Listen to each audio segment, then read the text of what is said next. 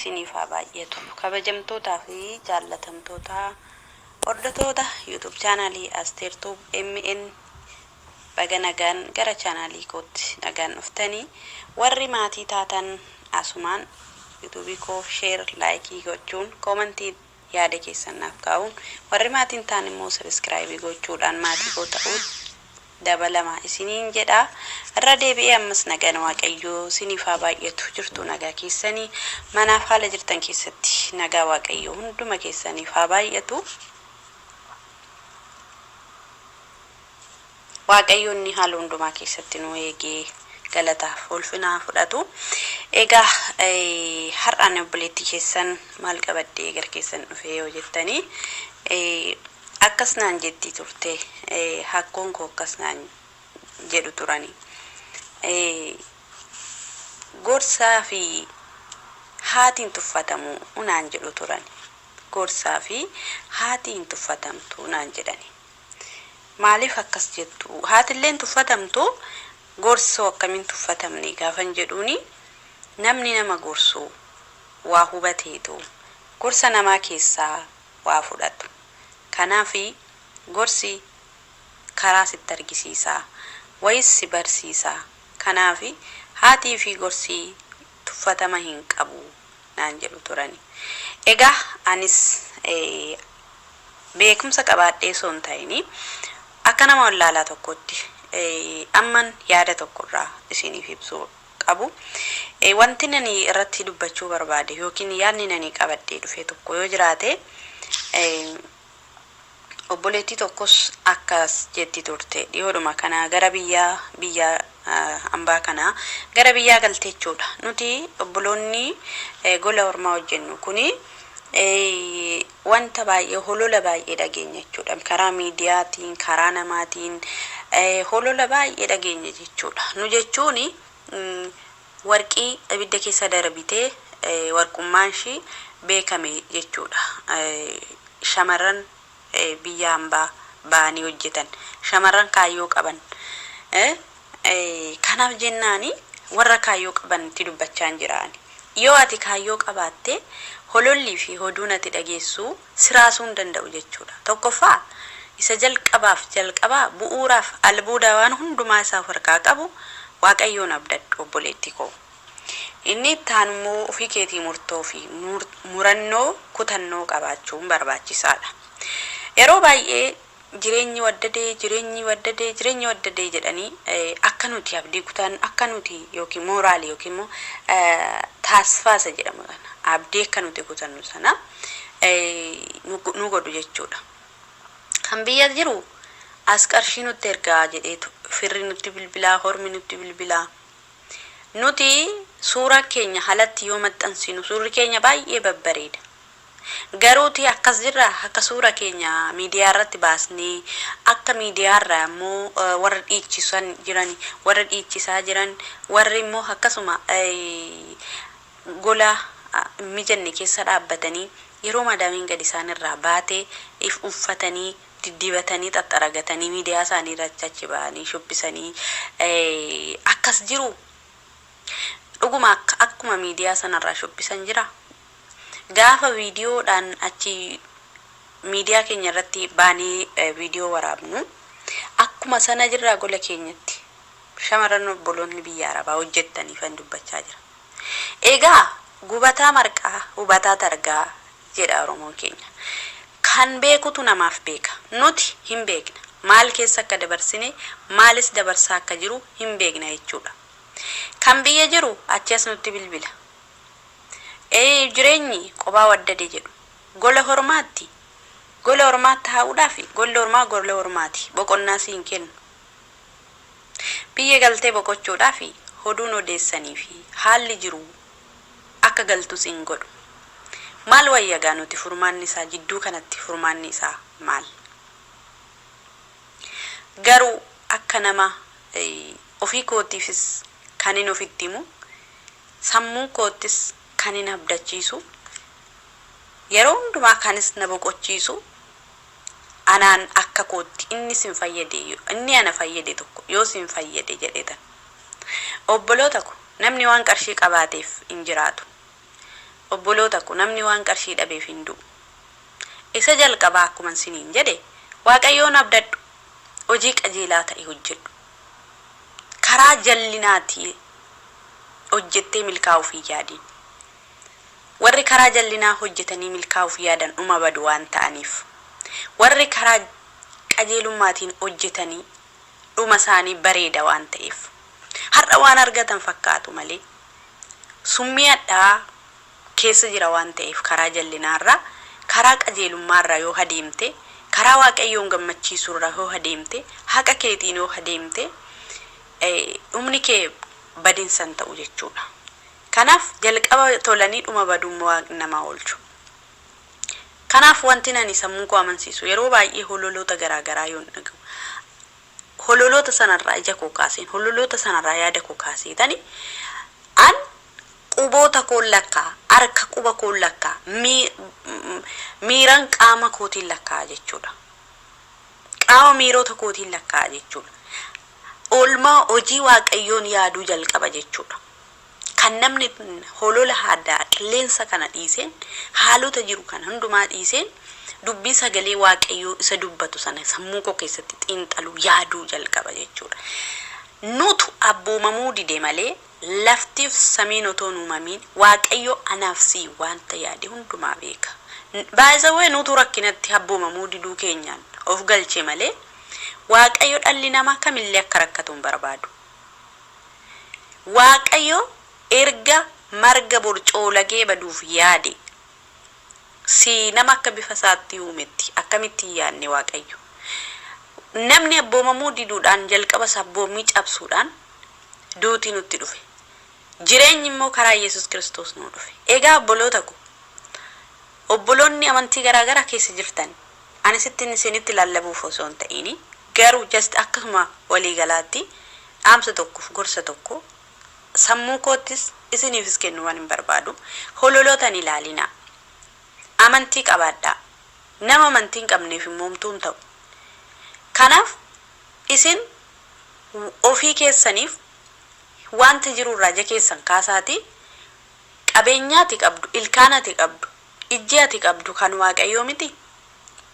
Qaamni kee guutummaan isaa kan Waaqayyoo miti. Waaqayyo erga qaaman kana hundumaa sii kenne fayyaa qabdu irratti galateeffatte, haalota hundumaa kana keessatti Waaqayyo fayyaa akkasii kennu. Hojjettee akka of jijjiirtu, hojjettee akka wanta jireenya kee jijjiiru hojjettee jiraattu of murteessuun barbaachisaadha. Inni taanu nuti obboloonni biyya hambaa kanaati gaafa gallu jallisnee asiif achi zooruu jaalata tokko tokkoon siniin jedhe hunda miti. Uffannee dibannee hidhannee boorsaa keenya kaawwannee asiif achi deemna. Gaafa sana fira kee bira deemuu dandeessa, eeyyaati kaayyoof deemuu dandeessa. Hattuun meeqatu ija miixee nu eega. Nuti galleeyyuun boqonni waan qabnu, bilbila qabnu, har'a hattuun nurraa guurrattee qabeenya qabnu hattuun nurraa guurrachuu dandeessi. Dhiyoo kana torban lama geenye obboleettiin tokko bilbila lama akka tasaa qabattee baate lachuu harkaa fudhatan. Waan ittiin nu dubbistu hin dhabde nu warra gwaddinyaa toshii jechuudha. Kanaaf yeroo manaa baatan biyyaansi yoo xinnaate bakka Nookiyaa bitaatii qabadhaa ba'a. Dhuguma siniin jedhe Nookiyaa immoo hin qabadhu yoo jettan bilbila tirfii qabaadhaa. Bilbila tirfii qabdan sana mana kaawwadhaa. Bilbila YouTube chaanaaliin keessan irra jiru mana kaawwadhaa. Bilbila tokko dirqama mana gattanii bahuu qabdu jechuudha. Qarshiillee hoo ta'e boorsaa keessanitti baattanii hin deemina. Iddootti baattan bakka gara uffata keessan keessa ta'e iddoo garaagaraa qarshii keessanillee bakka garaagaraa kaawwadhaa jechuudha. Maaliif jennaan boorsaa akkasittaan xalaxaltee deemtu yookiin akkasitti rarraaftee deemtu tokkichuma hattuun sirkaa butteetti taanaan masaafaraatti galtuu dhabda jechuudha. Ati nama akkatti uffatee hidhatee baate kun kadhattee galuu dandeessa jechuudha. Jennaan nuti shamarran biyya Arabaati yeroo gallu qaamni keenya hundumtuu birriitti fakkaata. Firan qabnu jechuudha. Isa kanaaf jennaan of eeggachuun barbaachisaa waan ta'eef. of eeggachuun barbaachisaa waan ta'eef na argaan immoo na dhoskaa fida waan ta'eef gadi jedhaa hojjetadhaa akka amantii keessanitti waaqayyoon kadhadhaa macaafa qabdan qunaara qabdan kitaaba qabdan dubbisaa achi keessatti of ilaalaa hololli fi wanti hamma qaroomina fakkaatee application hundumtuu karaa dhufaniin isaan nutti odeessaniif isaan garkeenyatti dabarsan kuni hundumti isaaniiyyuu gimmaashni isaanii harki caalli isaanii soba waan nama raasuuf keessaa qaba waan nama raasurraa dhiisne waaqayyo inni lafa samii uume kun inni nu uume kun akkamitti nu jiraachisu hin beeka hojii harka keessii eebbisa gadi jedhi hojjetadhu yoo ati gadi jettee hojjetatte hojii harka kee waaqayyo sin eebbisa asumaan dhaamsinaan dabarfachuu barbaadu obboloonni keenya shamarranii gaafa asii gallu hollaani nafuu wanti hollaa dhabinnu nafuu kuni nafuu qulaariyoo kotota biyya kanaa inafuu hundumasaa guurree galla jechuudha gaafa asii isa guurree biyyatti gallu qarshiin keenya gimmaashni isaa meeshaa bituutti dhume waan ta'eef xinnoo achi gallee hojjechuuf jennu qarshiinis nu irrata jechuudha meeshaa sana gurguruudhaaf immoo hoo jennu meeshaa sana kan kaleessatti hin binneen har'a deebisnee gurguruu hin dandeenyu jechuudha meeshuma asiitii kennee yookiis meeshaadhuma asii baay'isnee binnu kana dhiisnee biyya keenya keessa yoo galle waan hundumtu uffata kan miiccu jira kan tokkosu jira wanti biyya kana jiru wanti biyyoota arabaa jiru wanti Itoophiyaan jirre tokkollee hin jiru galee jira jechuudha iddoo iddootti meeshaa isaa keessaa yoo fudhataniif yoo furjiidii ta'e keessa darbee yoo ta'e malee jechuudha ni jira meeshaan gaariinis akkuma gatiinsaa ol ka'aa jechuudha kanaaf jennaan please meeshota guurtanii akkasitti jettanii meeshaa asii guurtanii galtanii achittiin qarattu asittiin qarattu gatii dadhabbii baay'ee qaba jechuudha dhugaa dubbachuuf anduraan kaargoo nan erga jedhee yaada ammaan garuuf keessaa dileetii gochuuf hin jira jechuudha maaliif akkasuma obboleettii wayii meeshaa fuutee galtee kaargoo ergitee birriin ishiin qabattee fi kan kaargoo gaafatamte walitti dhufuu dide jechuudha waan qabdu hundaa liqeeffattee kaffaltee kan qabdu baankii baastee kaffaltee har'aan deebitee waan ittiin hojjettu dhabdee teessee ofirra teessee gaddaa jirti jechuudha meeshaa sana gurguruudhaaf mararee hojjechuudhaaf immoo qarshiin harkaa dhume malammalame jechuudha as deemu achi deemu wakiidha jedhu bashannana jedhu gadi jedhanii hojjetan hojiin kooru jechuudha yeroo harkaa birriin dhumtee dhadhaamtee jettu maal godhu namummaa fixatanii bifti isaanii daalachaa'ee namummaa gatanii yeroo isaan jedhanitti warri kaleessa isaan jaalatan warri kaleessa nu jaalatan warri kaleessa harka nu rukutan warri kaleessa nagaa nu gaafachuudhaaf hiriira nu galanii gara galanii nu ilaalan otoo nu arganii nu bira darbu jechuudha namni yoo ati qabaatte yoo ati of dandeesse si jaalata jechuudha ati hin dandeenye taanaan namni si jaalatu jechuudha keessumaa shamarran biyya arabaa of qabu gaafan siniin jedhu of dandeessanii deemu tarkaanfii keessan dadhabbii keessan biyya hormaatti gola hormaatti dadhabdan akkasumatti oddoo argitan baasu iddoon itti baasan jira kanaafiyyuu rakkataa tokko gargaarte isa beela'e tokko yoo gargaarte saqullaa deemu tokkotti yoo uffiste dhugaan siin jedha dhimma namni harka sii rukutee maal jedhu sana caala isa fuula waaqayyoo duratti siif qabamu wayya namichi tokko takkas jedha ture jedhan ni kenna jedhan waan hundumaa qabeenya hundumaa nan kenna jedheedhan qabin makiinaas namaa kenneera jedheedhan waan hundumaa Yesuutos gargaareera jedheedhan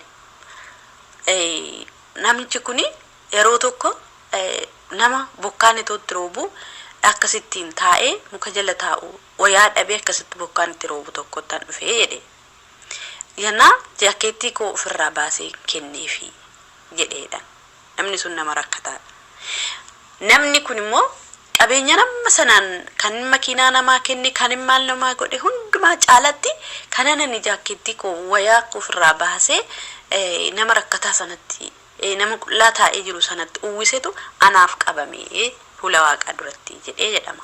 Kanaaf iyyuu rakkataa tokko gargaarte siif bu'aa qaba jechuudha. Har'aati wakiidha jettee maaliidha jettee asiifachee zooruun keenya nun hawwaata'u jechuudha. Yookiis immoo nu fayyadu jechuudha. Yoon akkasiniin jedhu mana firaan deemina mana hiriyaan deemina siniin jechuu miti. Har'a hiriyaadhumatu hiriyaa deebisee gurgura jechuudha. Hiriyaan nuti wajjin deemnu nama akkamiiti? Hiriyaan nuti qabannee yoon siniin jedhu hiruma shamarraniiyyuus haa ta'u hiriyaa dhiiraas haa ta'u nama akkamiiti? Ilaalcha akkamii nuuf qabu? Namoota ilaalcha akkamii nuuf qaban? Namoota bu'aaf nu jaalatan moo namoota dhugaaf nu jaalatan qabna? Gargamitti nu gurguru. Har'a yoo deebistan si harkaa nyaatanii kan nama deebi'anii nama gurguratan riyaa nama ganantu baay'ate jechuudha. Waaqayyo dabarsee nu kennin malee jechuudha. Kanaaf gizeen shii yeroon baddee waan jiruufu ofitti deebi'anii of ilaaluun akkaataa deemsuu fi sirreeffachuun waaqayyoon immoo gadi jedhanii kadhachuun barbaachisaadha. Nuti rafnaa nuti hin dadhabnaa waaqayyoon hin rafne hin dammaqne akka nu eeguu fi isatti of kennuun barbaachisaadha. Akkasuma immoo adeemsa keenya sirreeffachuun gatii dadhabbii keenya haala ittiin qabannu qabachuun barbaachisaadha. Abdii kutachuurraa of eeggadhu siin jedha. Jalqabumatti abdii kutachuurraa of eeggadha. Nuti namni tokko hin kufa hin dadhaba bakka kufee ka'ee akka dhaabatu akka hojjetu. Doktor Abiy maal jedha? Madabirran bullaa jedha. Otoo makiinaa in qabaatiin immoo motora kaasee yookiin motora makiinaa kaasee yeroo hundumaa suuqii deemee bitaadha. Namni kun bar mul'ata isaa saboruutti dubbata malee makiinaallee hin qabu. Omaa hin qabu. Lafuma duwwaa honaa irratti mul'ata qaba jechuudha. Garuu immoo har'a waaqayyo akka bulchaa biyyaa ta'uyyuu isa taasise jechuudha. Mul'ata kee immoo fageessi yaadi. Kanaaf abdiin kutatiin abdii qaba jechuudha namni kun. Kanaaf waaqayyollee nama abdii nama mul'ataaf dhama'u nama kaayyoof dhama'u gargaara jechuudha. Asumee yookiin immoo nama dhilbooftuu waaqayyollee nama dhilbooftuu nama asum taa'ee fakkeenyaaf asum taa'ee oddoo kana yoon socho'ee hojjechuu baadhee asum taa'ee yaa waaqayyoon jechaa hulee waaqni maal waaqudha. Yoonan hojjedhe yoonan socho'ee sochii koo keessatti hojii koo keessatti na gargaara jechuudha. Kanaaf hojiin tuffatinaa isin immoo maal isin gorsu? Isin iyyuu nama gorsitu. Garuu immoo tokko jiru kan kaayyoo isaanii dagatanii maqaa nu balleessantu jira. Kan galanii deebi'anii kaarniiwwan ittiin guuttatan dhabantu jira. Isaan kana yoo arginu immoo walumatti qabamee shamarran biyya arabaa nu jedhu jechuudha. Kanaaf jabaachuu qabdu, jabaadhaa. Hololan dhagayina qilleensan dhagayina jabaadhaa waaqayyoon amanadhaa waaqayyoon abdadhaa kaayyoo keessaniif murannoof kutannoo qabaadhaa isiniin jedha gorsa gabaabduu kanarraa waa barattuu jedheen yaada dogoggoroon qabaadhe kumantii jalatti naaf kaa tifuufis immoo yoo jettan guyyaa biraa waaqayyoon gargaaree ittiin fufaa gooftaan ayyaana isiniif haa baay'isuu isiniin jaalladha isiniin kabajaa obboleetti keessan Asteer yookiin Masaratii gorsa biraa yaada biraa amma walitti deebinutti turtii gaarii naaf qabaadhaa eebbifamaa.